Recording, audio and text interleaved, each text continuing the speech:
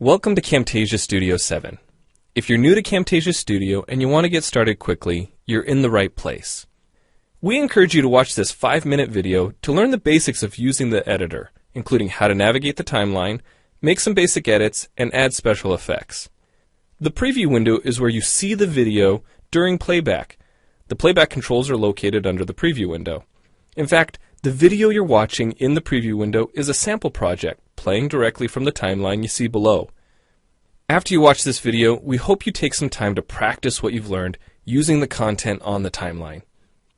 So let's start with the timeline. This is where you assemble and edit your videos. At the top of the timeline, tick marks represent time in terms of minutes and seconds. When building a video, you'll work in a horizontal manner, beginning from the left and moving sequentially through time towards the right. To make precise cuts and selection, use the zoom slider to magnify the view of the timeline. And when adding elements to your video, such as a call-out or audio clips, these are placed on different tracks.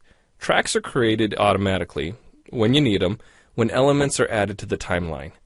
So depending on your video, you may be working with several tracks at one time. To change the position of an element on the timeline, just drag it. To change the length of an element, drag the edges in either direction.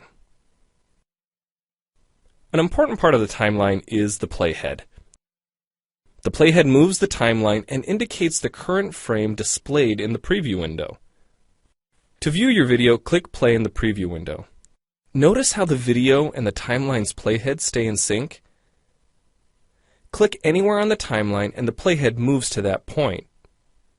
The green section of the playhead is called the in point. Click and drag the in point to make the beginning of a selection. The red section of the playhead is called the out point. Just click and drag the out point to make the end of a selection. To bring the sections of the playhead back together, double-click the gray playhead. To split a video clip, position the playhead at the desired location and click the split button. And if you want to remove a portion of your video, make a selection with the in and out points, then click the cut button. If you make a mistake while editing, click the undo button.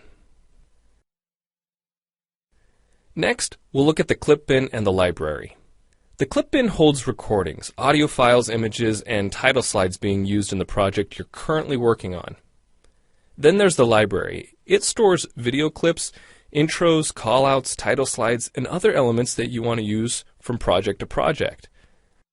The library is also pre-populated with professional animations, music, sound effects, and other content you can use in your video for free. To add your own clips or video sequences to the library, make a selection on the timeline, right-click, and choose Add to Library. To include clips and other elements in your video, drag them from the clip bin or library and drop them onto the timeline. The tabs located above the timeline are task pages used for adding and editing special effects. You can add callouts to emphasize a key point.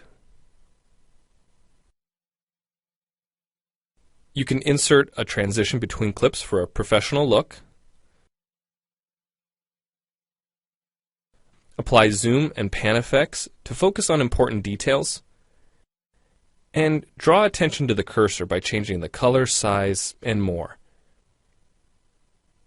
If you double-click an element on a track, the playhead moves to the beginning of that element, and its task page opens, allowing you to make edits to that element.